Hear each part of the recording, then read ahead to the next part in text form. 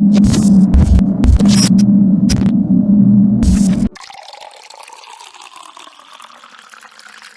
to the Pour Up Podcast. I am Mike Lake in the building by my damn self.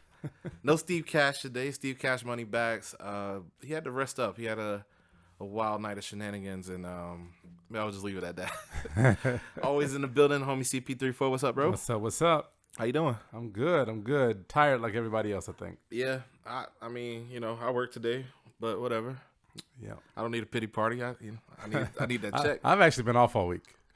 So how you tired on vacation? Well, I mean, because I've been off with my wife, and my kid's still home. So put in work. I know the real truth. I just wanted to make it sound like it was something. I want to make me sound cooler and make it sound a lot better than what it really is. Like, oh wow, he really him and his wife are still hot. What do they call it? We've been married for almost 5 years this year. You know how it is. It is not. I mean, I've never been married. I mean, you keep it hot when you can keep it hot, but notice it's not an everyday. Oh yeah, anybody over 30 knows the truth. Yeah, I feel like if you've been with somebody longer than like 6 months, it starts to teeter off. Like, all right, man, chill. We can have sex, but we could also like watch TV and order some food. Yes, we've gotten in more naps all week than I think ever. Y'all some busy motherfuckers. Y'all was out with the dogs and shit. But anyway, this ain't about you. This ain't the Clock Show. It isn't. It's the Poor Not Podcast. yet. We don't have that yet. Almost. Soon. My current level of inebriation, which isn't much, is brought to you by Woodford Reserve. Shout out to them and his buddy Coke.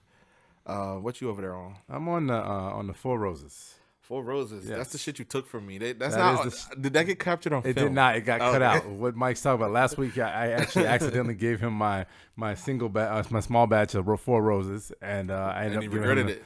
Again, and switching. I know I switched it out for the cheaper. You know how a guest come in and you give them the good towels and you go, nah, this thing ain't worth the good towels. That's basically what happened. Have you ever I'm not saying anybody in my family ever did this, or even currently this happens, but you have Y'all liquor. Heard that disclaimer. You have like liquor, and then you switch them out with the bottles. Oh yeah, you got the stash for you, and then you got like the public stash. Like, yes, y'all can't see the bar over here, but the bar over here is pretty well stashed, but it's hidden in here.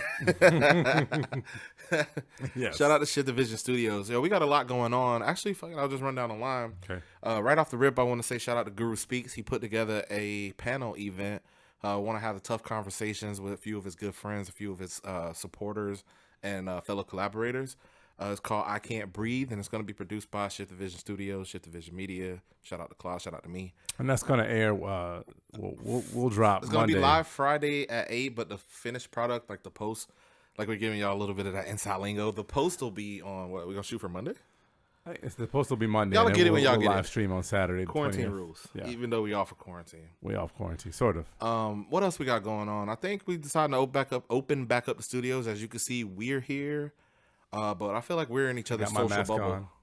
You do. But we're in each other's social bubble. We're going to open it up to the rest of the homies, get the rest of the squad back in here, and actually bring some new people in. So yeah, looking forward to that. No need to name names yet. Just know that we got some meetings tomorrow and whatnot. So be on the lookout for that. But for now, let's get to this Poor Podcast shit. Toasted and all of that. Where do I want to start? I've never done a pod by myself, surprisingly enough. When I started, I did host it by myself, and I would have a guest that I could play off of. And technically, I'm not by myself because Claude's right here, but I'm going to talk to y'all and not him. Okay. So this week really has been weighing on me heavy, man. For everybody out there, I know y'all all out there, y'all watching the news, y'all seeing the posts on social media, y'all having the conversations, and people are protesting across the world, and Tampa standing up. Props to all those guys out there protesting and whatnot. But this week has been a rough one for me, man, emotionally. I felt like I described to the homies that I felt a disturbance in my force, like really angry. And not that I haven't been mad the whole time, but this week I felt like it was getting the better of me. So I just didn't engage. I wasn't ready for the debates. I wasn't here for the fucking nonsense. And it was just a tumultuous week for me internally. And I think, Claude, you went through something similar too. We were kind of talking about it. But man, shit's still happening out here. As recently as this weekend in Atlanta at a Wendy's, police respond to a call of what they believe to be a drunk driver, and somehow in the midst of the back and forth, dude ends up dead. And I'm not going to take sides here to say what did or didn't happen and whether he should or shouldn't be alive. But I mean, my God, man, in this era of people protesting in the streets, literally crying out that the police are overreactive and overly brutal, you think you'd be a little less quick on the trigger, man. It's just, it's I can't think of words, man. It's overwhelming to think that this is going to keep happening, and I catch it from a twofold thing. For those who do know, I have family that are police, and they're the guys who are acting and overreacting and doing all this crazy shit is just making it real tough for family to work and do their jobs. But also for us to be out in the streets and just like my son want to go ride his bike and hang with the homies. I don't want him to come into the contact with the cops and all of that. So there's a lot going on as a parent, as a black man, as a family member of police officers, as just a member of the society. Just seeing how this shit is going has really been fucking with me. And I know that's not the normal energy of the Pour Up podcast. It's usually a little bit more jovial. Yeah, but I just had to start with my truth. We're usually drinking to celebrate and being happy, man. And not to cope. Weekend shit. And I'm gonna get to that, but I just wanted to say off the rip, just to let y'all know, I was really feeling off, and I don't think I quite came out of it yet. I feel myself coming out of it as I gather more information and even put myself to productive use. So if you feel yourself kind of going down that path and you want to fuck some shit up, don't get me twisted. You can do that. Do you think it was more of because we talked about, you actually convinced me finally to watch Jordan Peele's Get Out. And Get Out was a good outlet, if you will. Right. I watched a long ass speech by Dr. Cornel West talking about this very same thing not 5-6 years ago. It was so eerie, it almost sounded like it was from this weekend, and it was 6 years old, and it still applied to a T. I bought the book. I haven't read it yet, but Ibram X. Iman, I believe his name is. He's going to be heading the new anti-racism department over at Boston University, my girl's alma mater. He was talking a lot about anti-racism and how to build or help your white friends, for lack of a better word, work towards being anti-racist, because racism isn't binary. It's not you either are or you aren't, which it is, but there are ways for you to help make proper policy and proper moves to get back to a point where there is no racism. Anyway, that's where I was. I would like to be curious to hear how y'all feeling. The Pour Up is here for the jokes and shit, and the jokester isn't here. Usually it's Steve. But we also, drinking and talking is a part of this thing. Like, what do you call it? Catharsis? Catharsis. See, Steve not here, and then I turn into Steve. I'm asking words and shit. I need help. You're supposed to be high level, nice and intelligent conversation now that Steve not here. But somebody got to fill the role. I need Steve. He balanced me out. But y'all keep watching the news, man. Atlanta, they burnt that Wendy's down. By the way, I don't know what the Wendy's had to do with it, but they burned that shit. Has Wendy's released a statement or anything regarding it, or honestly, I didn't follow up on it. I saw that it was on fire, and I know a lot of the companies are basically just like, you know what, we had insurance, let it burn, stop shooting people. That's basically what a lot of the companies. I saw that the police chief resigned and the officer was fired, or it happened in the other way. Officer was fired, then he resigned. I don't have any comment on that right now. I need to take more time with it and see, get more information. But it's interesting that my energy starts off here in this particular show with I wouldn't call it somber, but just energy representative of the moment. Everything ain't quite jovial as it should be, and neither am I. But did you watch the Dave Chappelle special this weekend, 843? Oh yeah, it was the same way. Yeah. Same exact thing. Well, if you not to give it away, but if you remember, he starts off with a joke, and then you're kind of laughing, and then he just kind of right there, and it's just like, well, damn. And Dave Chappelle's an amazing orator. His speech pattern, his awareness, his observations is super targeted. Did you feel like that all changed when he went to Africa?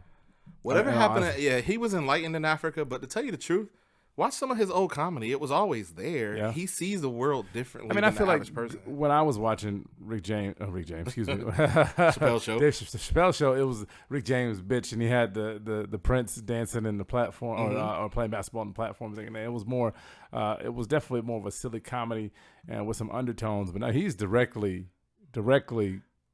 He's going for the throat now at this point, and like what were you telling me? Who was he talking about? He took shots at your girl Candace Owens. Candace Owens. I don't know why I say your girl, but for purposes of it not being me, she's your girl. You gotta put it off on me. Huh? Yeah. Somebody got it. Steve's girl. That's Steve's homie. Steve's homie. Steve's homie Candace Owens was out here wilding again with her coon bullshit. Yeah. And there's no other way to really put it because it feels like an imposter. Like, you're one of us, and you're airing our shit out to them to pander to them, Uncle Tom ass bitch. So what do you know about her? I just know that she's a pundit, and she seems to be pretty smart, and every time I hear her, she's just saying some fuck shit. So Candace Owens, it's kind of funny because Candace Owens went on, it was one of those Fox News shows, and it's hard to tell because they all tend to be a little off. But you mean slightly racist news show? They're slanted a little bit. They're leaning that way. Yeah. They lean conservative. They also lean racist. Yeah. Well, and to be fair, I do have conservative friends that do watch Fox News, and they say your morning shows are very different than your actual nightly news. Okay, I'm gonna go ahead and pass on all and just take your word for it. But I know that she was a big. She was a huge she criticized President Obama a lot. And one of the things that she said was that President Obama kind of almost caused the racial tension in America. So she said in her lifetime, it was kind of funny. In her lifetime, Candace Owens is 34. She might even be younger. She's maybe early 30s, maybe late 20s even. She said in her lifetime, there was no racism as it is as a result of the Obama administration. So she's trying to say that racism has not been bad in her lifetime until President Obama became president. And so one of the things that I can't tell you who it was. I actually listened to one of their podcasts, and they actually kind of dissect that whole idea because Candace Owens back in 2008, so right just before Obama actually became president, before he was inaugurated. Might even been late 2007, because I think he was inaugurated in January 2009. Was it? So elected in 8, right. President-elect until 9. Right. So whenever it was, so she apparently was harassed, and she was the victim of severe harassment by one of her classmates and his friends. And I mean, apparently they were harassing, telling her that she would need to be tarred and feathered, and using racial epithets. And they didn't say what words that they used, but I'm sure it wasn't good. I can give you the list. Y'all go search them all. I'm sure one of them was used. And so and the thing about that whole situation is, I guess that the son was the son of a politician, a Democratic politician, and her family sued and won. I think it was a settlement of $37,000 against him for discrimination was that $37,000? So $37,000. That's it? Yeah. Well, I mean, 'cause I don't think that they actually harmed her or anything. I think just verbal. Yeah, he didn't say, and it was a student. It was a student, and I think he got off. There was nothing done to him as a result of it. But it's interesting to me, Candace Owens. How can you say that President Obama kind of caused the racial tension that's in this country right now when you yourself experienced this shit sued and won his presidency, right before his presidency? So clearly, you know this is the sad thing about Candace Owens, because if she was just somebody, because I know black people that have never ever experienced any type of racial injustice, and they grew up very good families, wealthy, and they don't have the experience that all of us have, but she is not one of them. No. And so it confuses me. I'm very confused. How did she land at the point where she's at? How did she? I would love to see. We talked about this once before. I don't recall who caused the conversation, but the question was asked: could you sell yourself out for the bread? Could you pretend to be a character to make money? And I know we all landed on no, of course, because we stand up gents. I mean, and it's one thing if she was acting. This is not an acting gig. You're That's what I'm saying. You're pretending but to for be the a bag, journalist. For the bag, if the bag is most important and relatively, like, most people are unknown anyway, could you be the villain of a thing just to make money off it? And some people would say yes. I would say no. When it comes to that, I think being the villain, even pretending to be the villain, you actually become the real villain because as a result, and I'll tell you, being in it. You know, we've all been dealing with people who we have to convince that this whole nonsense that's going around is real. Like they don't think it's real racism. They think we're all just whining and it's not real. And a lot of that is because a lot of those people are sharing her video when she's basically saying that George Floyd shouldn't be a martyr because he has a criminal history. And they're using the fact that she's supposed to be one of us as look. look, Right. see, look. So even if she's faking it to make money, she's doing more harm in the long run. And I don't know how she would ever bounce back from that. I mean, look at Stacey Dash. Stacey Dash did anything since I don't know. Stacey Dash wasn't doing nothing before she said that bullshit. Right. And she was doing less harm than Candace Owens. But in the end, like, is it really what she's?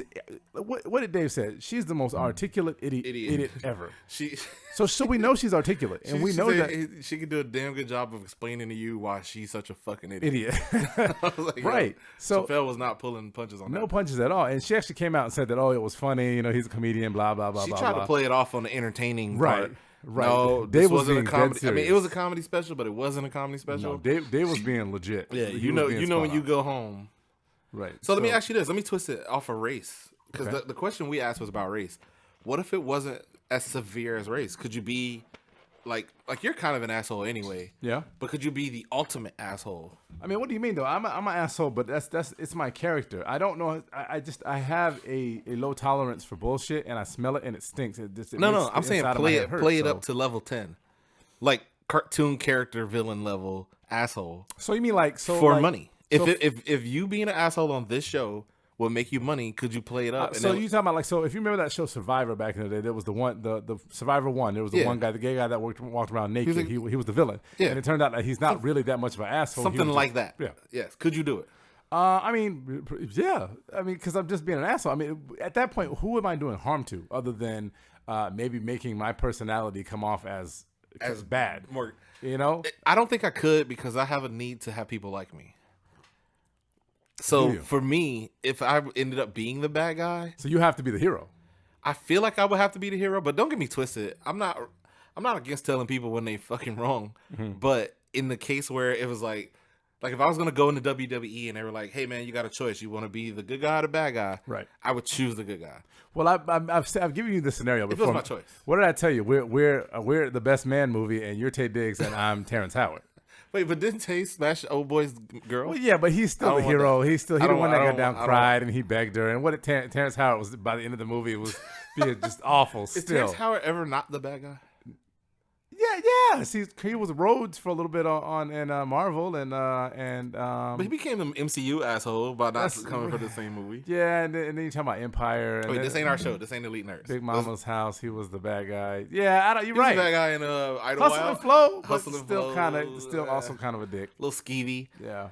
I don't know. For those, y'all check out the Dave Chappelle special 846 if you have not. Where's it at? It's on YouTube, actually. Yeah, I just want to let everybody know it is produced by Netflix. So Netflix. Don't go looking for it on Netflix. No, it's on YouTube. You can find it very easily on YouTube. I woke up that morning. I was headed to work. I saw it there, and to me, I thought it was just him saying something. I didn't know it was a special. Yeah, it did not come out. It didn't come out. It was no promo or nothing. I almost feel like he gathered people. They did the whole Corona protocol thing because he said it's Corona protocol. Yeah, they were doing all like the thermometer testing, you know, and people spaced out. And he showed up, and I think he was kind of. I bet you he even had a actual comedic set. Yeah. Ready to go, but then I think it was almost like how you remember when you were younger. You grew up in the Baptist church. Oh yeah. Heavy. And I grew up in Baptist and Pentecostal, but it was the same for both type of preachers. They would go on, and you could tell they got the notes and everything, and then all of a sudden there's just a spirit would take over. Yeah, you know, and they would put it down, and they would say, "I had a whole thing to talk about today." I wasn't going to talk about this today, but I felt the spirit move me to talk about this, and that's what happened to Chappelle. You're absolutely correct. Right. So he even said it. He said, "I got some pussy jokes. I could tell him, but I just feel like this needs to be said." I definitely think it was divine. Intervention. It needed to be said. It was said on time. He threw that joke out there, you know, the old joke, the "Where's Ja?" Like, he's like, nobody want to hear what the fuck celebrity got to say right now. Like, where's Ja Rule? And it's true. And you know what's crazy? And we don't want to give away too much of the video. You really should watch it. It's only 30 minutes. It's 20. I think it's 27 minutes and like 37 seconds or something like that. But okay, Poindexter. He has I had to look at it today to prepare for this. It's exactly 27 minutes and 36 seconds. I can't wait till we have our nerd show. Then I can't make these jokes. I know, because you'll be one of them. But I forgot what I was gonna say now. But I think he goes in. Dave goes in. Well, you got to watch it. I don't have anything else to say about it. He does go in. Very well said. 846. And for those who haven't caught on, that's a correlation to the amount of time that George Floyd was dying under the knee of the fucking asshole, whatever his name is. Right. Moving on. Not really moving on, but moving on. I posted this week a big shout out to the homies, including CP34 over here including the homie Steve, Jerry, Don, T, and who else? Red. Red was there, and everybody else in the group chat. I see how people, when they win awards, I see how they feel, because it's like you got the pressure to remember everybody. I feel like I'm gonna go up there right and now. I'm gonna feel like I'm gonna go up there. And I'm gonna remember to say the people that are gonna be mad at me if I get, like, you know what I'm saying. You gotta thank God. Well, you notice I mama. named the group from the back of the list. Right. Them the first people was off the chat. Right. But I know I'm gonna have to hear their shit. Right. But you gotta thank God, because your mom will kick your ass if you don't. And then you gotta You get gotta mom thank because your your mom will because actually your mom kick will your kick ass. your ass if you And don't. your wife, you don't want her sitting there like Oh this yeah. If you're married the whole time. Yeah. Oh, your girl. Oh yeah. You know, girlfriends get mentioned. I think they do. Certain people you have to thank. Yeah. But my whole group chat, y'all know who y'all are. 8 very fine gentlemen. I just used the Trump line. Of color. Very fine gentlemen. Definitely of color. Mm-hmm. The majority of us fathers. Some of us more color than others. A lot. Speaking of being more color than others, bro, I am ashy as fuck right now. Yeah, you want some lotion? No, man, I'm cool. Okay. I'm gonna just rock it out, Ashley Larry right. style. I showed up in the flip flops today. Good. I went. You are cash. You are cash right now. You're still cash. Am I embodying? You should have Steve? showed up in a wife beater I can't really fully embody with Steve. a styrofoam cup. I got to be more inward, man. Anyway, yeah. So some of us, a lot of fathers, all of us employed, a lot of us, all of us educated. We had one of the dopest conversations. We've been having group chats all quarantine, mostly jokes, catching up with each other, just seeing how each other doing. But this particular day, man, same thing. I think the spirit moved us to have a serious ass conversation. First, we had a convo about strip clubs. Because you got to. We're a group of 9 men. We got to have a copy. The male group chat has to start off with much respect. We got to say this with much respect. We are from Tampa, one of the capitals of the stripper industry, and we have much respect for your craft and your industry. The Naked Hustle is real, and that's one of the hardest songs of all time. Naked Hustle. Right. I'm a stripper. I like Moneymaker personally. Okay. That's my favorite. That's my strip club song. I should try to remember to edit the songs there, but I probably won't because I'm a shit producer. Yeah. But anyway, the spirit moved us. We had a dope ass conversation. Very, not even say very deep, just an informative conversation amongst the homies about voting and racism and how we should handle the shit and the people we've had to encounter. The one thing that I don't know a lot of people may be realizing now is that this current climate with the protests and the outspokenness and the allies stepping up and the companies seeming to step up and the government seeming to put forth these laws specifically to help us in this endeavor of police brutality against blacks, it seems as if this convo was needed to be had. But it also is forcing a lot of people who have been silent before to pick a side. There's no gray area anymore. You don't get the opportunity to say, I don't believe racism exists, so I'm just going to keep my head in the sand and keep it moving. You now have to say whether you are a racist or you're not. And there's certain things you can do to do that. And I'm going to tell y'all out there, this is basically the paraphrase of the convo. Ask your friends who aren't speaking up, the ones who are quiet, because some are speaking up. Some are out there protesting. Some are doing the damn thing, and shouts to y'all and props to y'all. But the ones who seem quiet, just shoot them a text and just, hey, white friend, I'm hitting you up. I'm trying to see what's up. You seem very quiet. And I got a whole list of them. My whole fucking fantasy football league. I may not be in the league this year. Deadly quiet. A lot of them. There's only 2 black dudes in there, me and the other homie. And one of the third dude is married to a black chick. And he just had a baby, so he get a pass. Not because he had a baby, but his pass is that he's busy. So he could be quiet right now. But I'm sure Black Lives Matter to him because his new baby and his wife are black. Right. But the rest of them, I haven't heard anything from y'all. And the one I am hearing from, him and his wife they're on notice. I haven't had a chance to get at him yet because I told y'all my spirit wasn't right and I didn't want to be running up on people because I would have ran up. Once I calm down, I'm going to hit him up and I want to know just very clearly, when I say Black Lives Matter, what's your response? And if it's anything other than, Black Lives Matter, you might have to be out of here. Block party. Because it's a simple, I think that it's a simple response. Yeah. But anything other than that to me says that your priorities are somewhere else. Because I'm talking about life and death and you talk about blue lives mattering and I'm telling you from that point because forward. I'm going to make a joke real quick, but if I said air matters, you know what I'm saying? Water matters. You know what I'm saying? Breathing matters. But what about carbon dioxide? Well, what about, you know what I'm saying? What about pissing? Or what about taking a shit? All that, everything, all of that matters, but the point is that there are certain truths in this world, and you cannot you can't negate people's struggle by trying to be inclusive of everything. Right. It's not like it's not like the entire America is struggling and black people are stepping up like Black Lives Matter. And it's like, no, but we all suffer. No, y'all know what it is. So call your white friends out. Apply pressure. The metaphor I used was run the full court press. When I played basketball, yes, I played basketball. Fuck y'all for your jokes. Everybody who made a joke, fuck you. Steve here for it. But I know they had them in their head. Text Claude your jokes. Yes. at CP34. But I played basketball. And when we saw that there was a shaky guard on the other side, there was never a shaky guard on my side because my handles is nice. My handles is still nice. Run up. But his love handles. My love handles are super nice, but my basketball handles are still good. But if we knew they had a shaky point guard on the other side, and if you know you got white friends that are being quiet right now, they shaky. You run up on them, you apply pressure, and you ask them a very direct question. How do you feel about this situation? And whatever they say will tell you where they stand. We ain't got time for racism right now. Like a lot of them are. It's not just. I want people to go into it. You can't go into it thinking that because they're quiet, they're racist. No. That's what I said. Give them a chance. Some people, but you can't just let them keep being quiet. Right. Being quiet is complicity, and we've been talking about that for a minute. But that's a little too lofty for people. They got to make it simple. And I don't mean to make people sound dumb, but it's easier to hide behind a convoluted principle. Here's a simple one. People are dying, and there's a threat of more dying. As we see, since George Floyd, a few more have died. The shit's very real. So here's a very simple premise. Are you on the side of what's right? Because it ain't just about it being black. I'm not riding with BLM because I'm black. I am black, but I ride for this shit otherwise. And I got white friends who I know. Your wife for one, and my homie Jake, I told him this week that he rides for the side of decency, not just because it's like I'm an ally with black people. And what I think we'll do, Mike, in the episodes to come is that we'll give people some nuggets. I think because I think a lot of times people don't really know how do you convince someone. You know, sometimes some people are willing to listen, but you got to come at them with facts, with legit stuff. So I mean, I'll give you our first fact from this episode 9.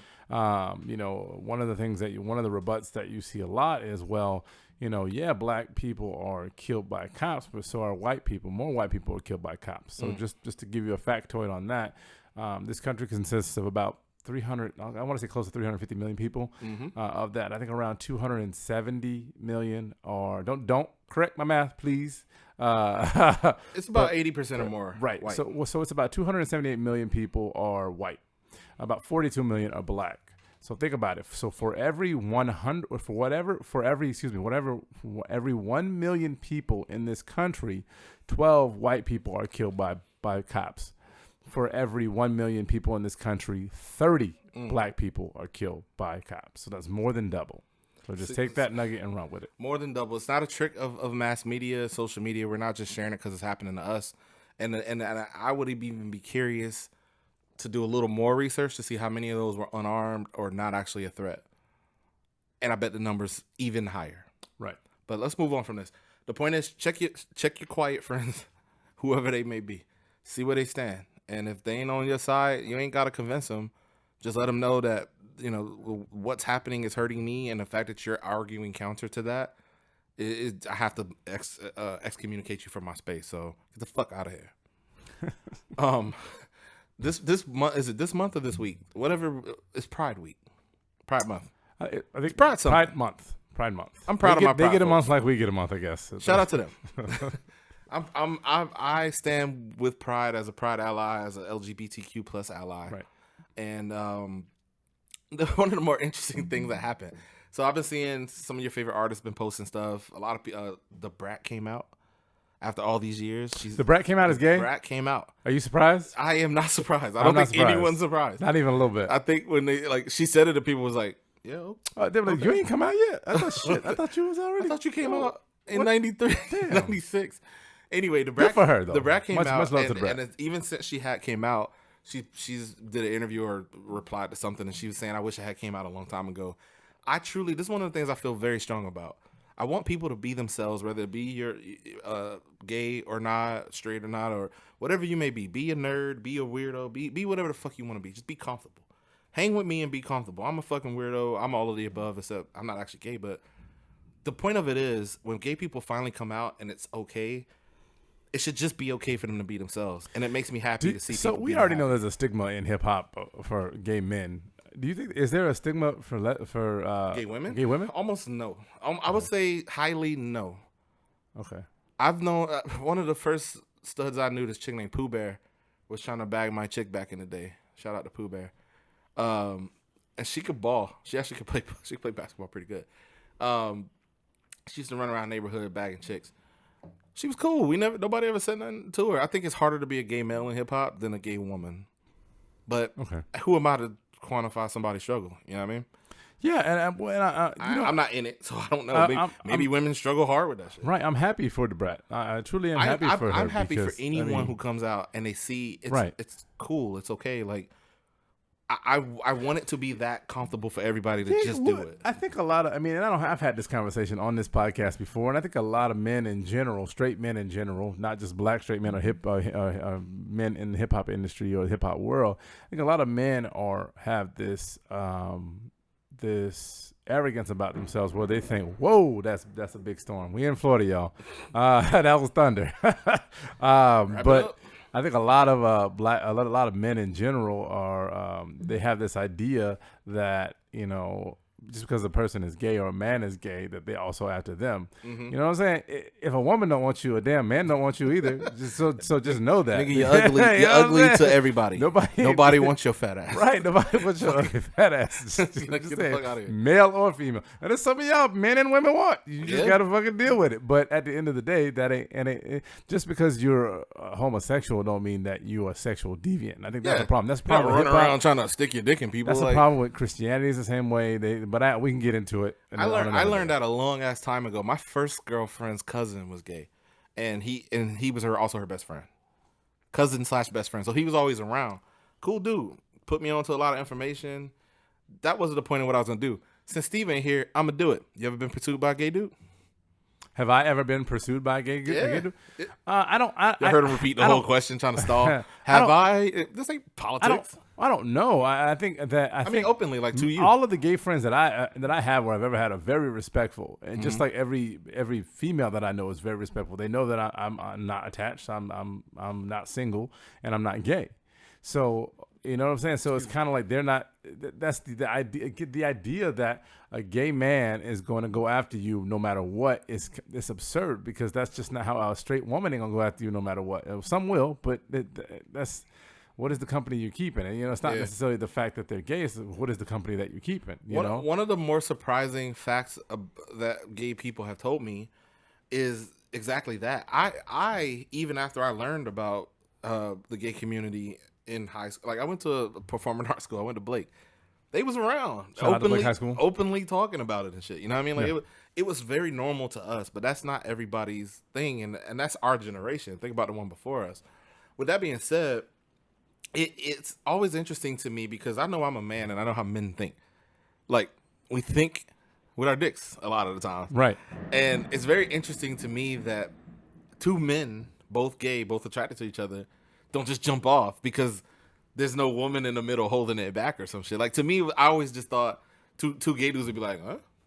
And then they just get it popping, and then I'm sure they do. But it's because we think that's what do you always say? We're thinking binary. It's a binary way of thinking. You know what I'm saying? Well, if I would fuck anything walking, why wouldn't a gay do? Right, and that's the thing. Like, and I think about it this way. I know not every woman wants me. I think a lot of women want me, including my wife, and I love you. Including my wife. My wife wants me. My wife is the first one that wants me, and there's a lot of other women that do. I'm put her on the back of the list. Like it's a bunch of other chicks who want you. Don't start no shit. But at the end of the day, first and foremost your wife, and then no one else. First and foremost my wife, and no one else. Exactly. No one else wants you. That's what I said. I'll edit that in there. But at the end of the day, like she listening. Every woman don't want me, and I know that. You know what I'm saying? So it's the same way. Like the idea. It's so funny.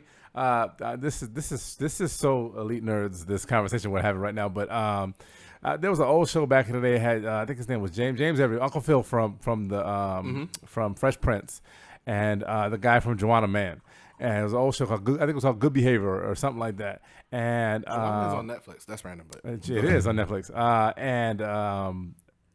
And I think there was an episode where he was attempting to get favor with a judge, and the judge was gay, and so he pretended to be gay, and he was hitting on the gay judge, and trying to get favor, and the judge just stopped and said, "Hey, listen, I know what you're trying to do, but I resent the fact that just because I'm gay, you think that I'm a sexual deviant and I will go for whatever man is going for me, and that's just not the case. I'm a human being just like you, and I have feelings, I have desires. Yeah, wants and but dislikes and all. I'm also have intelligence and a conscious thought pattern. You know what I'm saying? I think the problem is that we've almost made gay people subhuman, and that is the problem. Yeah, because don't you in that we always say there's this big debate in the black community, gay versus being black, which is worse. You know what I'm saying? But at the end of the day, it's an unnecessary debate. It's an unnecessary debate because both have been persecuted in this country and other countries. And once we get them to realize Black Lives Matter and we get some laws on the book to show that, right? We stand in with the gays. Yeah, we definitely we have to. If that's derogatory, I'm standing with the pride community. Right. And once we do that, we can stand with the women in whatever order it comes in. Right. Because all oppressed people should stand up. Right. I didn't mean to make this the Malcolm X podcast. But I know. Oh, that wouldn't be the Malcolm X. This would be the Martin Luther King. I mean, the MLK. Yeah. Malcolm X would be. Malcolm was not about about that. Get the fuck out of here. I love Malcolm. That's my boy. I brought up the Brat and the Pride Month because SpongeBob SquarePants is gay. Came out as LGBTQ plus. Shouts to the homie. But Mike, just kind of like are you the Brat? Are we surprised? Are you surprised? I told you this last night. Because isn't Squidward gay too? I don't know. Oh, Squidward is definitely gay. Squidward has to be gay, but he's very eccentric. He could be asexual. I don't know. Are squids asexual? Oh shit! See, they about to throw some science in there that we didn't even really realize. Cartoons be deep, yo. I know. This shit devolved quick. But what did you tell me about SpongeBob at the beginning? He was like one of those in one of the early episodes when we first meet Sandy. Yeah, I'm a big SpongeBob fan. When we first meet Sandy, SpongeBob likes her. And he's trying to bag her. I'm gonna have to run that because I don't remember. It's the episode for y'all. If y'all remember or not, y'all tell me if y'all remember this shit or not. It was the episode where he went into her little enclave or whatever, and SpongeBob can breathe air, but he dries out because he's a sponge. And he was trying to act cool and tough, and the sun was beaming on his ass. He was drying out. He's like, water. That episode, he was trying to bag Sandy, I thought. Unless I just put that on him. But they didn't say he was gay. They actually said that he's LGBTQ, so he could probably be bi. The second or third letter is B. B. Yeah, he could be bi or whatever. But yeah, he was trying to bag Sandy Cheeks, which Sandy Cheeks is an interesting name. Her name is Sandy Cheeks? Yeah, because she's a squirrel. She, you know how they got the cheeks? No, chipmunks have cheeks, not squirrels. I think she's a chipmunk. But I think she's a squirrel. I think she's a chipmunk. She might be LGBTQ. We trying to. Weird. She's trans squirrel, bro. Trans squirrel. Trans chipmunk. I don't know what that is. Anyway, shouts to the homie SpongeBob, man. Y'all celebrate with the boy. I would normally take a break here, but I just want to keep it trucking. Yeah. Fuck it. I'm gonna just let everybody know that we are safe. There is a bit of a storm going on behind. Is that being picked over up us right now? It could probably be picked up. I'm not hearing anything. I don't have my headphones on. But just know if the power goes out and you lose us and there's a big flash, then if the power go out, check on me. I need help, y'all. It's hurricane season. I need help. Help so y'all me. Gotta get used to it. It's hurricane season. Help me. Let me not cry wolf. So Eminem there was a question tweeted. I don't even know if it was at M or not, but the question was tweeted and M responded. Who's your list of goats? I guess is the question. I might be paraphrasing this wrong. Give me 10 seconds. I'll find the real shit. Eminem. So that was a question that was posed to Eminem or Eminem. I don't believe it was posed to Eminem, but he responded. And he saw it on Twitter, because I'm a Twitter idiot. I have no idea how that. Well, the way Twitter works is much like Facebook, except imagine Facebook if you didn't know all the people that were on your list. Okay. So you can see all the threads. It's like Reddit. Okay. All the threads exist. You can see all the threads when people tag people. If you follow, I follow M, so I saw his response, but I didn't see the initial person who posted it. Yeah. But when he replied, I was able to see that thread. Yeah. So, homie Don be sending lots of stuff on us, so I don't even be like knowing where the hell to go without. I'm like an elderly person, but Facebook basically just dumbs it down and makes it palatable and to keep it to people you know. Whereas Twitter, it's a thread-based system. It's based on hashtags and links. Yeah. Anyway. Eminem replied, basically, he said, it was about 2 hours after that post went up, his top 10 or his GOAT list, he just rattled it. He said, in no particular order. And y'all know what the GOAT is. This is a hip-hop show. If you don't know what the fuck the GOAT is, all time. Go back to episode 1. I'm saying that like that was a GOAT episode or something, but go back, just Google it. Greatest of all time artists, he named in no particular order, Lil Wayne, Tupac, Royce the 5'9", Jay-Z, Redman, Naughty by Nature's Tretch, Cool G Rap, the Notorious B.I.G., King Crooked, as his top picks, and he went on to add more people a second later after that. I should probably just find the actual tweet, but that's who he named. And I would ask you what you think about that list, but you probably don't. You probably know of all that list, but you're not. I know 75% of who's on that list. You're not as detailed. I don't necessarily know Crook. I don't Who's necessarily your GOAT know. rapper? Do you have GOAT one? rapper? Yeah. I mean, so you always you remember that movie Top 5? Yeah. Chris Rock's Top 5. I mean, you always in a. Who was the chick? Who was his love interest? Rosario. Yeah, I think it's Rosario. We love Rosario. But in a GOAT list, you always got to throw in a Biggie and a Tupac. Mm-hmm. When it comes to me, when I'm trying to determine who is the greatest of all time, it's a fight between a Biggie and a Tupac because they're so iconic. But I am from Florida. You know, we're from Florida, Yep. so we identify more with the East Coast rappers than we are going to be with the West Coast rappers, technically. Some. Well, think about when it was coming out, though. Just remember, my favorite rap album of all time is you're gonna laugh. It's Mace. I won't laugh. I'll let you have it. Remember that album where you had that bad. I recall that album. You know what I'm saying? You can't tell me you weren't bumping that shit when it came out. Did Mace have more than that album? Welcome back. I don't know. I don't know. I don't know. Probably. don't I don't know. He's a preacher now or something. So I mean, I'm a huge Biggie fan. I'm a huge Tupac fan as well. But and if we're gonna do a GOAT, greatest of all time, I mean, I'm throwing it to Biggie just for overall presentation, album songs, number one hits, the vibe. The vibe to me is Biggie always of all time. But I mean, but if I'm not correct, it was a GOAT list though. It wasn't a GOAT. It wasn't a greatest. It wasn't one. Greatest. Yeah. Yeah. I was just curious if you had one because I know you're more into the R&B, soul, hip hop. Yeah. Hip hop is the third. fusion. Hip hop is last. And mine's is probably your list flip. Yeah. I'm loving in hip hop. R&B soul comes after that. So who's your GOAT? If you had to name one. My personal GOAT is Lupe Fiasco, the God Wasulu Jocko. But see, that's crazy though. I love Lupe, but I would never call him my GOAT, my number He one. should be your GOAT. But you know, I love Kick Push. You know what I'm saying? Like, But see what you did there. See what you did there. You disrespectful. Why? You named his number one hit. Not his number one hit. His first hit. Out the gate. Yeah. On a classic album, which was also a classic out the gate. I'm a classic type of guy. Yeah, but no, there's better songs on that album. Of course there are. So but I'm a classic type of guy. It's like, I like Eminem. I like, I can't even think of his most popular song. Some Shady, the real Some Shady. Yeah. It's like, no, he got some deep cuts in there. I know. Biggie got deep cuts. Mace got deep cuts. Yeah, but the problem is that you're a fan. Right now, I can say right now I can tell you, name me your favorite Stevie Wonder song, and I'm gonna literally go. I'm gonna shit on you. I'm gonna do the same thing to you. I'm gonna shit on you. I'm gonna do the same thing you did. Right, exactly. Yeah, I'm not even gonna name one because that's your favorite. That's your. Can I have the bachata song we were listening to last night? Don't you worry about a thing? Don't you worry that's a good about song. a thing. That is a good song. That's not a deep cut, but that is a good song. Give me 2 days. I could give you my actual Stevie Wonder favorite song. Yeah, but not right now. I can't wait to have my own podcast without y'all. And I literally just be talking about Stevie Wonder all the time. The Stevie Wonder's Great podcast? Yeah, we call it Wonderful. All right, so this list is prolific. And from Eminem, for those who don't remember, in one of his early songs, he had a list off the top of the head. I got a list. Here's the order on my list in this end. It goes Reggie, Jay-Z, Tupac, and Biggie, Andre from Outkast, Jada Corrupt, Nas, and then me. He put himself in that top 10. That list isn't this list, although majority of the people are on there. He added Wayne. Which is a good ad. That's solid. Is it though? I love Wayne. I'll be real. I don't like Lil Wayne as an individual. I think he's a little bit full of himself. Yeah. But he puts out tracks just like.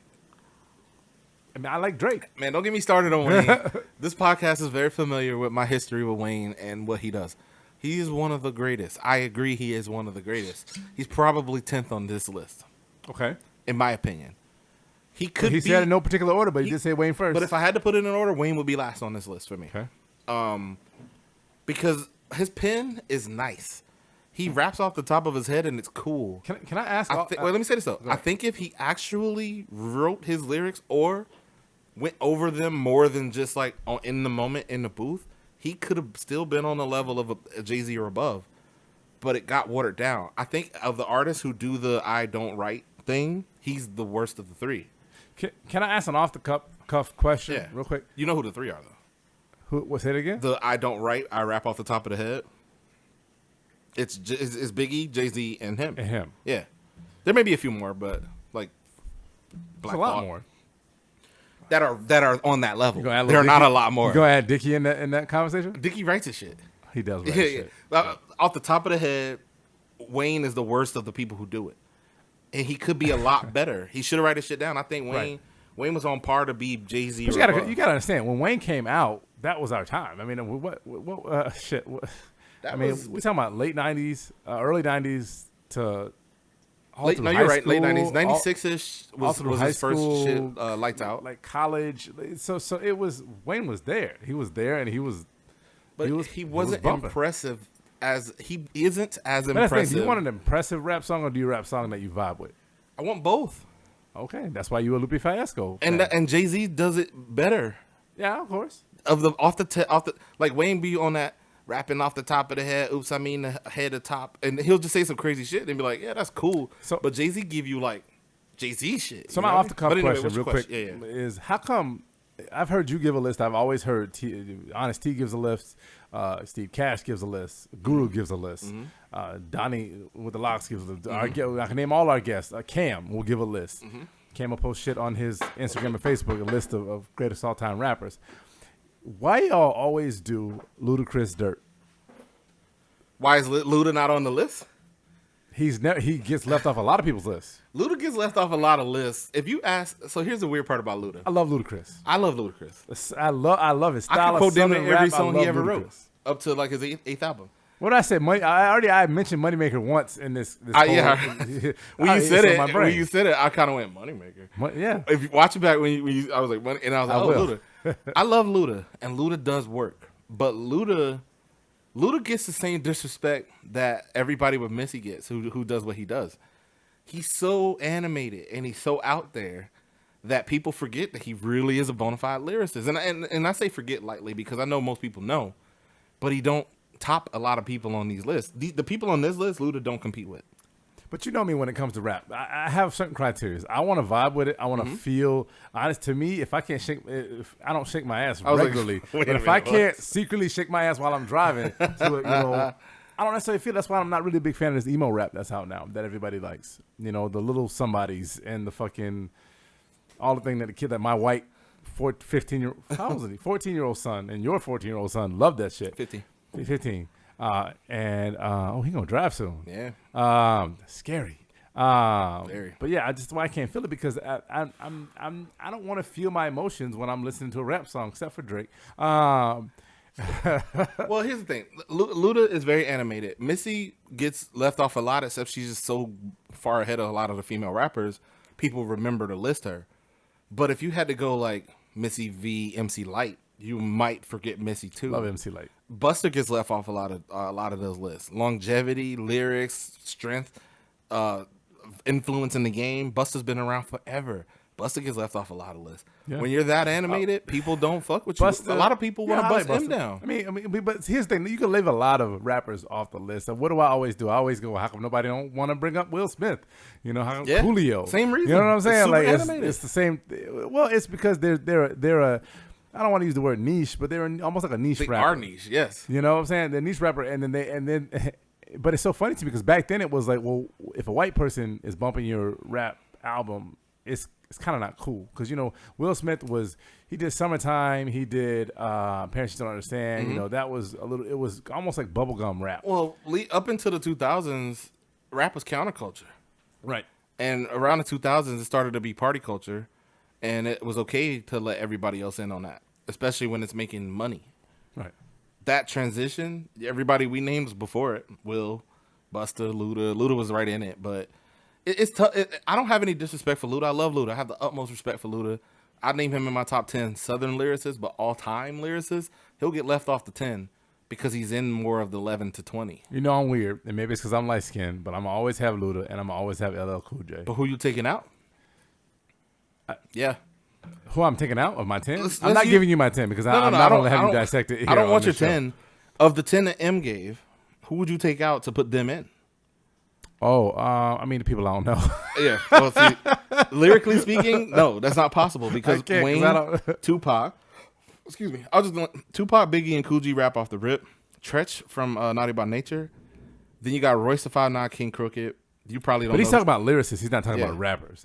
You probably don't know those two, but they're two of the heaviest lyricists in the game. Yeah. Then he went on to add as a follow-up. Well, we always, so it's so interesting. But see, another person that we always leave off a list when we talk about lyricism and rap, CeeLo. I wouldn't put him in the lyricist combo. Well, not CeeLo, mid 2000s CeeLo. I'm talking about. I know who you're talking about. Mob. Goody Mob. Yeah. Come Mob, on, bro. You talking to me, man. I know. You are CeeLo. Y'all don't even know this. You know what I'm saying? Mike is CeeLo. He been hiding out in Tampa all these years, you know? Shout out to CeeLo. But no, CeeLo's nice, but I don't think CeeLo's all more vibe than anything. You know me. I'm CP34. I'm here for the rappers that get left off. So Yeah. CeeLo, Ludacris, and LL Cool J, I'm for you. Well, he went on to add, he gave shout outs to LL Cool J. Yes. Like as a follow-up. You have to. Because his 10 was a 10. You have to. Yeah, we know that. No one forgets him. It's just he's such a How legend. come every time I try to play LL Cool J, whenever we just vibing or we pre-gaming, y'all be wilding on me? No, a certain person wilds out on you. It ain't me. I'll play it. When we with the homies, not with the girls, but we with the homies, Yeah. y'all be wilding. Oh, it's not the vibe. What is that the vibe? Because nobody want to He hear has why an you album called Walking with a Panther. We don't want to hear why you alone in the room. He has an album called Walking with a but that ain't what you played. That album is so fun. But that ain't what you played. I did play you that played album. when I'm alone in the room. No, I did not. No, I did not. And I didn't play. I didn't I'm play alone that. with the guys. I didn't play. What is his other one? The Yeah, one I with Need Boys Love. the Men. I didn't play that one either. I need love. Like we be like Claude Chill. He's No, like, I but I didn't. need love. He be sitting on the This couch. is slanderous bull. Yeah, this is all slander. He be sitting on the couch trying to look all sultry, licking his lips with his light skinned ass. I'd be like, Claude, calm down, man. It's all. I saw all something the the other homies day. here. I'll let you move on here in a second because I'm interrupting. No, don't your interrupt my show. slander. I saw something the other day. I don't even know who posted it. It might have been I think one of the homies' girls posted. This is how light skinned dudes be taking pictures, and it's like a pit bull, just like an angry pit bull, just kind of like trying to be hard. I'm like, that's I know who posted that, and I know who she was talking about. Oh, do you? You have to tell me out. Her guy. Oh, okay. Yeah, that's funny. Come on, man. I disagree. All of our friends know exactly who it is. Anyway, the shout outs were LL Cool J, Nas, Joyner Lucas, Kendrick Lamar, J. Cole, Andre 3K, Rakim, and Big Daddy Kane. Yep. So this is why I like Eminem. He recognizes Eminem's a student of the shit. He is a student of the shit, and you know me. I love old school. I'm more into soul, old school soul, R&B type stuff. But the fact that he had Big Daddy Kane on there is that just truly Em's old enough to remember. It's true. It just lets you know that he's not faking it. No, he's not faking it. A lot of people gave a lot of early criticism and saw very early that M's really a student of the shit. He knows this shit, and M's one of my favorite rappers, and I always put this out. His content has always been crazy in left field, but his technical ability to rhyme words is unsurpassed. Nobody can rhyme words like that man can rhyme words, and that may not mean nothing to most people because some people want to hear content that they fuck with. So do I. That's why Lupe is my favorite rapper, not Eminem. But when we're talking about the ability to form words into a syncopated pattern over beats, M is top tier, man. And a lot of rappers like him, your King Crooked, your Royce the 5'9", even just strictly from his list, Andre 3K has that skill. I even say Drake does. Drake does a lot of tricky, nuanced shit that people don't pick up on. They just like, oh, this is cool. Drake does tempo shifts, he does cadence shits, and all kind of shit that people just don't notice, but it's attractive and they fuck with it. Which goes back to my Drake got a lot of tricks that people don't peep, and people thought that I was hating him. But anyway, neither here nor there. I derailed you, so I feel like I got you off track with the. No. Basically, I was just saying that this is a tough list. Yeah. Some people, depending on your age and when you grew up, because M remembers Cool G rap. M's old enough to remember it. We're 30. I'm about to be 35. M's what, 45ish? He about 10 years on us. Yeah, he's up there. Yeah, he damn near 50. So he remembers Cool G rap. And who was in his initial top 10 that I was like, people probably went back and listened, but they wasn't there for the original shit. Cool G rap. Yeah. If you like Cool G rap and you're 35, you went back and listened to it. You wasn't there during the initial run. So we caught, like you said, the Mace and Biggie. We caught Biggie was hot when we was fucking 10. You was 10 years old rocking Biggie. You knew what he was talking about? No. You went back. I wasn't know this. I mean, yes, I went back, but I was sneaking Biggie because my mom didn't like. But not you. You had older siblings too. Yeah. I'm the oldest in mine, so I had to discover all my shit on the run. And '96 was around the year I started discovering shit, and that's where I started with Jay-Z. That 2 Live Crew album with the butts on the. On my the dad beach. was a DJ. I knew That all was about my this, all about the Southern first shit. time. Yep. My dad was a DJ. Yeah. But shout out to Em and his GOAT picks. Him being a GOAT himself and putting together a solid list like that. Why do you think he didn't put his name on that? M's humble. He would never name himself. Okay, all right, yeah, okay. Even in the song, he named himself 10. Right. And he was in his 30s then, when or late 20s, early 30s when he said that. Right. Now he's older. M's so humble, he will never put himself in his own list. I want to get your opinion on this, and I'm bringing you in fully on here. Steve's not here. Steve'd probably be quiet if he was. It's so nice, actually. I get to actually, let my hair shit, down. Steve, he coming for your spot? Guru did it. I feel like you should have tryouts. For New Steve or stand-in Steve. Yeah. We might have to name this episode New Steve 2. New Steve 2. You've been peeping these versus battles? Not necessarily watching them, but are you aware of them? I think it's ridiculous, but yeah, I know what you're talking about. Why do you think it's ridiculous? I think they're just entertaining us. I mean, what was it? Well, yeah. So what was the one? What was the one with Babyface and who was the other guy with Babyface? I don't recall. I haven't been paying attention to all a rapper or somebody with Babyface or some. So it was to me. They're not putting up people who. There was a good one like Jill Scott and Erykah Badu. Did you watch that one? No, I haven't watched a single one of them. Okay, I haven't either because it's ludicrous to me. Like I don't really. I think it was Teddy Riley. Teddy Riley and who? Babyface. And Babyface? Yeah. Oh, that's actually probably was pretty dope. I thought all the battles was pretty like mirror matches. Mirror, yeah. Jill Scott and Erykah Badu, that neo soul movement, get your boy right. My playlist, my go-to playlist consists of a lot of Jill, a lot of Erykah, but it also never mind. I'm about to get myself in trouble. Yeah, you are. Move on. You need the right audience. Is all I was about to say. Right. My current girl's Latina. We be listening to a lot of Selena. I don't know, bro. But anyway, this one's Alicia Keys versus John Legen. Battle of the pianists. The pianists. I'm a big fan of piano. So I'm a huge fan of piano. My grandfather played it for 70 years. I played it for 3. You own one now, which is I awesome. Own one. Shouts to you great. for helping me find that. I just found it on. I need to get back because I forgot how to play.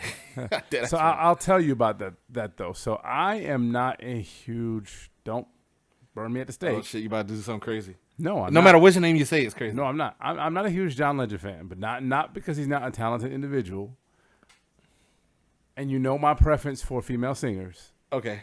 So I'm going to, of course, give this one to Alicia Keys no matter what. I mean, have you heard her sing live? That woman, her beauty, her talent, her vibe. Ain't a whole lot you could tell me about I don't Alicia. even think I'm allowed to go to Alicia Keys concert. I don't think they will let me go. Ain't a lot you could tell me about Alicia. I'm on board. You know? Been on board since songs in A minor. I'm a huge fan of Alicia Keys since she came next. out. And since I love piano, since I first saw her playing piano, and she's gone from the long braids with the beads on it to the short hair to the no makeup to the I'm doing the history of her about how she looked about her music. That's a damn shame. Yeah, you've womanizing the fuck out of her. I know I am definitely. It's the poor podcast. It's the poor podcast. But no, musically, there's not. I mean, let's be real. Alicia Keys bodied a Prince track. Yeah. Bodied a Prince track. I don't doubt that John Legend ain't gonna body no fucking Prince track. Yes, get out of here. Why he ain't done it? I don't know. Because he can't. I don't think John do a lot of covers. He don't. I don't think Alicia does either, though. She don't either, but she bodied that one. It's a Prince track. I mean, come on. Yeah, I know that one you over through and through. You know? Given an objective, if you were a commentator, had to give objective, this should be a push. They're both equally talented. They both have the singing ability to do it. I think Alicia has the bigger, has the wider range. Her vocal range is impeccable. She's going to hit that. She's going to. She has the wider range, yes. She does, and I'm sorry, John Legend's voice is he's got that raspy preacher voice. John got range. He's got that raspy. His false is you know, Alicia's gonna get on there and just body that. John got a false though. He got range. Yeah, I'm not. You can't sleep. These are the two best pianists in this era, because I'm not sleeping on like Stevie. He's still here. Oh please, yeah, he's still here. He's still here. I know. I don't want to fight you right now. I don't want to fight you right now. I was about to get you. The two best that are active, new music. You know what I mean by active. Yeah. Stevie's not making new music. He is. He made that. He made that track for for movies and shit. album. Yeah. But no, these two are actively making albums and touring and shit like that. But There is a distinction. I don't know what it is. I'm gonna just say active. I feel like Stevie's pseudo retired. Stevie is old. That's the distinction. He's old. Yeah. And man is in his late 60s, if I'm not correct. Yeah. And so it's like, Alicia and... Can we, what's her old girl name? Adele, Okay. accomplished pianist. Adele plays piano? Didn't she start out? I don't know. I thought she started out on the piano. I'm probably wrong. I don't know. I don't know if she played piano. I thought her whole first album was her on the piano. And then she I know went her away whole from it. album it has a huge piano In it. in No, I think she plays it, bro. Okay, I didn't know. Honestly, I've never seen. It's crazy. I've never seen Adele live doing anything. I've owned a couple albums. After her second album, she went away from it. Right. I can't think of any pianists off the top of the head that do it like these two do. These are the top tier. Yeah, I know Justin Bieber's a pretty accomplished piano player. Pianist. I'm gonna keep saying it like that. A pianist. Pianist. Pianist. I don't know. Well, you know what I mean by a pianist. I do know what you mean. When I started my career, I was sitting at a keyboard, like Alicia. Most talented musically pianist. Alicia is in the fucking list. She's in the list. Alicia's at the top of the list. At the top of the list. John Legend may skirt up in there by John Legend's at the top of the list. It's them too. Skin of the fucking. It's of a them skid too. mark. John should have been Swiss. They should have married and had You're a only piano saying baby. that because of his exposure right now. Me? You don't. Yes. No, I've always been a fan of John. I'm not an anti-fan of John You Legend. sound I'm very just saying- anti-fan. You sound All Lives Matter John Legend When I'm edition. thinking of artists that play the piano, so we're talking about goats. We're gonna probably have to name this Piano episode goats or something in the R&B space? And I'm talking about piano goats in the R&B space. Artists that we know that can play the piano. I mean, Prince is in there. Stevie Wonder's in there. Jamie Foxx is in there. Alicia Keys is definitely in there.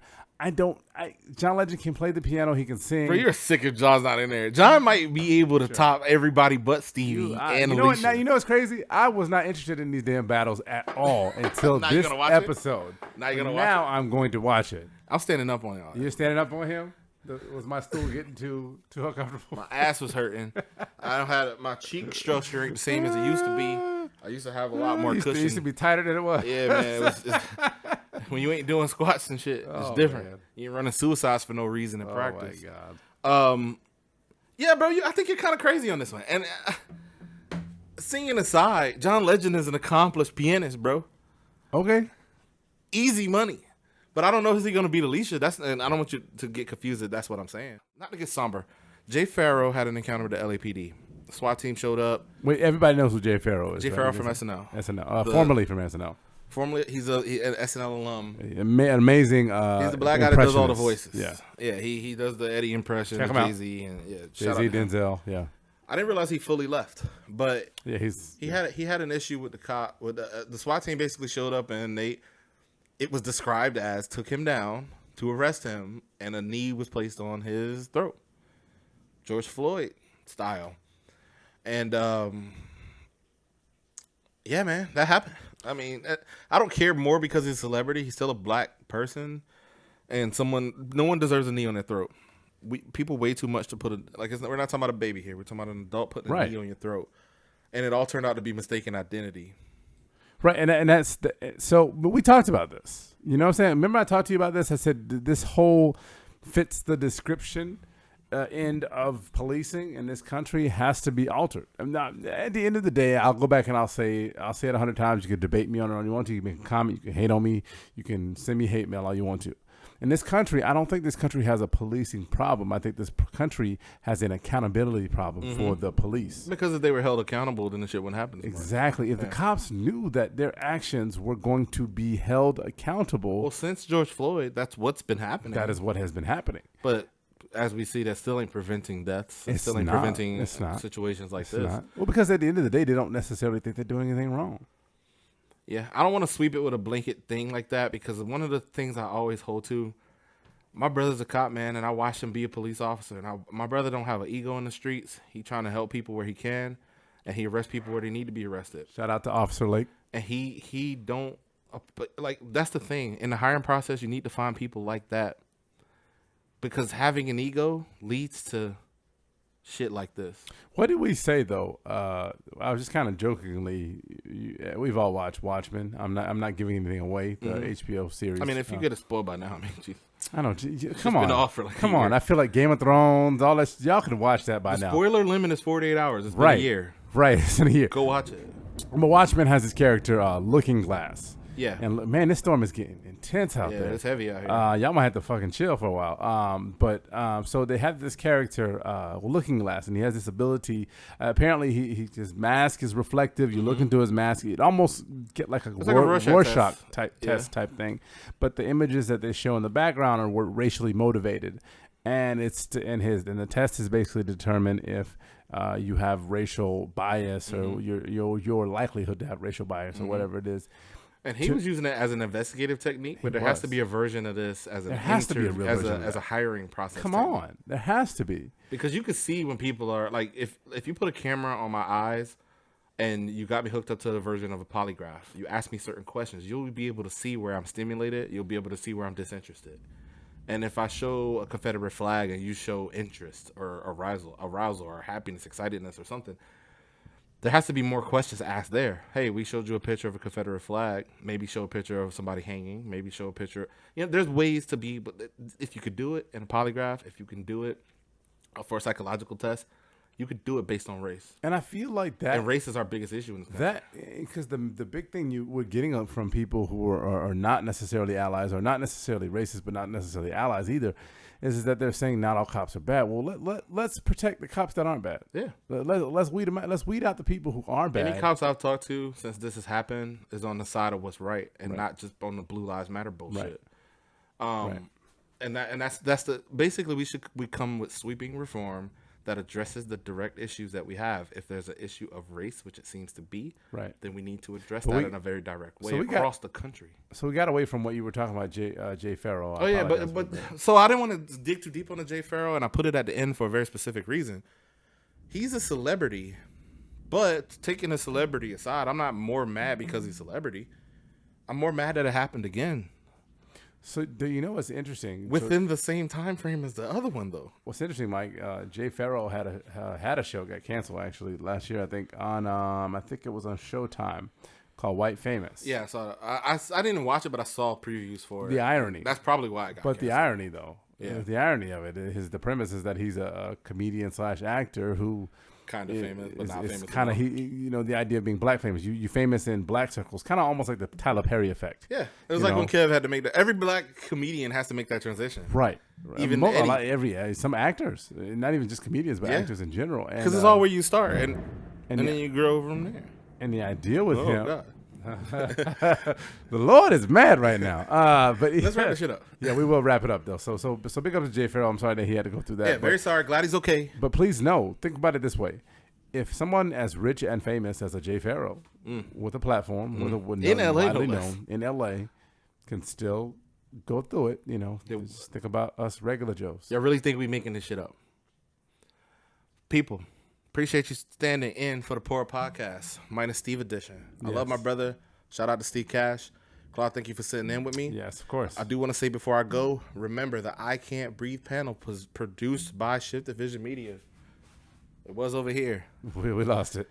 You know the news report where the weatherman turns. I have a feeling. I think it might got knocked out or something. I don't know what's going on with it. But anyway, this is Shift Division Studios. This is where we at. Y'all want to record over here? Hit us up.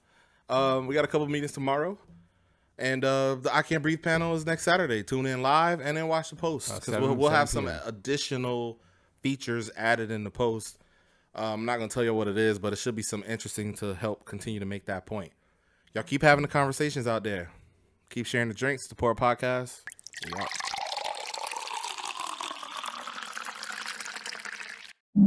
out.